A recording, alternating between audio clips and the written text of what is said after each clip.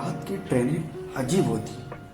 कुछ लोग मंजिल तक पहुंचते हैं और कुछ किसी के दिल तक। उस रात भी कुछ ऐसा ही हुआ था जब रवि की सीट के सामने एक लड़की बैठी थी। ऐसी लड़की जिसकी मुस्कान में शरारत थी और बातों में जो उनकी बातों में छुपा था डबल मीनिंग का जादू। क्या थी? मुस्कान में शरारत और बातों में छिपा था डबल मीनिंग का जादू। भोपाल स्टेशन पर रात के करीब 10 बजे का समय था। प्लेटफॉर्म पर चाय वालों की आवाज़ गूंज रही थी। क्या हुआ था? प्लेटफॉर्म पर चाय वालों की आवाज़ गूंज रही थी। चाय, गर्मा गर्म चाय चाय। रवि अपना बैग कंधे पर टांगे ट्रेन का इंतजार कर रहा था। गर्मी इतनी थी कि शर्ट पीठ से चिपक चुकी थी। तभी पीछे से एक मीठी आवाज आई, एक्सक्यूज मी, ये B2 कोच इधर ही जाएगा ना? क्या B2 कोच इधर ही आएगा ना? रवि ने पीछे मुड़कर देखा। ब्लैक टॉप, खुले बाल और आंखों में ऐसी चमक कि कुछ सेकंड के लिए स्टेशन की सारी आवाजें धीमी लगने लगी।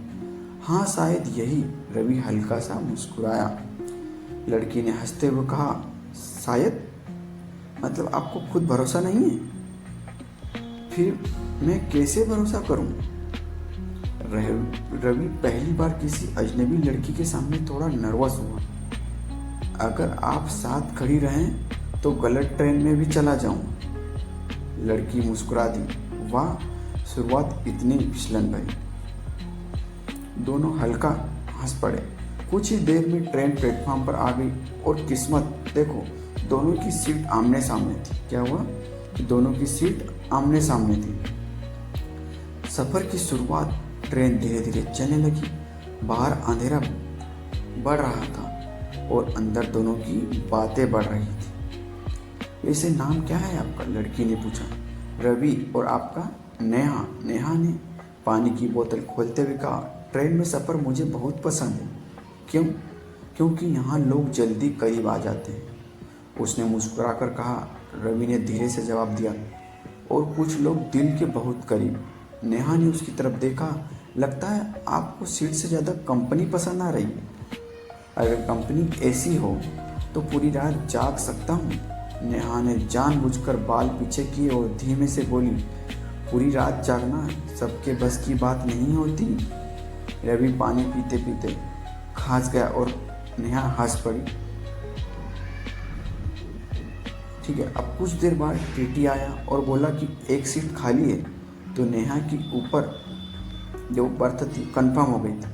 नेहा ऊपर चढ़ने लगी लेकिन बैलेंस बिगड़ गया। रवि ने तुरंत उसका हाथ पकड़ लिया। 2 सेकंड के लिए दोनों की आंखें मिली और ट्रेन की आवाज़ भी जैसे धीमी पड़ गई। थैंक्स, नेहा ने धीरे से बोली।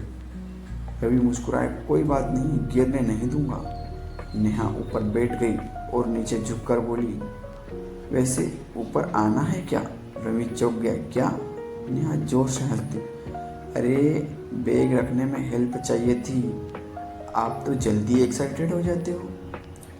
पास बैठे अंकल अखबार के पीछे मुस्कुरा रहे थे और रवि शर्म से पानी पानी हो गया। अब इतनी गर्मा गर्म बातें चलेगी तो दोस्तों ऐसा ही होगा ना। रात के करीब 1 बजे ज़्यादातर लोग सो चुके थे। कोच में हल्की नीली लाइट जल रही थी। नेहा नीचे उतरकर रवि के सामने बैठ गई। नींद नहीं आ रही। मुझे भी नहीं। दोनों खिड़की के पास जाकर खड़े हो गए। बाहर हवा तेज थी और नेहा के बाल बार बार रवि के चेहरे पर छू रहे थे। तुम बहुत डेंजरस हो, रवि ने धीरे से कहा। मैं? क्यों? तुम्हारी बातें इंसान का ध्यान भटका देती। नेहा मुस्कुराई। और तुम्हारी नजरें बहुत कुछ बोल देती।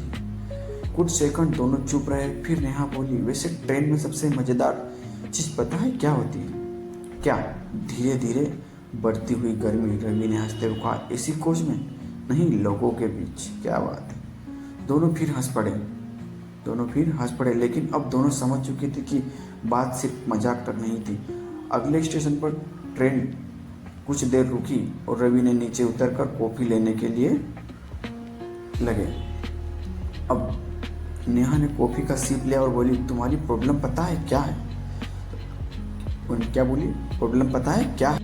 नेहा ने सीप लिया और क्या बोली, तुम हर बात का मतलब बदल देते हो। फिर रवि ने बोला कि उसकी आंखों में देखती कि आप हर बात को डेंजरस तरीके से बना देती हो। कि किसी डेंजरस बना देती हो सस्पेंस की, आदमी उसका मीनिंग ही बदल देता। ट्रेन की सीटी बज गई, दोनों वापस भागते हुए कोच में चढ़े और पहली बार नेहा ने रवि का हाथ खुद पकड़ा। उस एक स्पर्श में पूरी रात की बिजली थी। सुबह होने वाली थी, खिड़की से हल्की धूप अंदर आ रही थी। नेहा चुपचाप रवि को देख रही थी।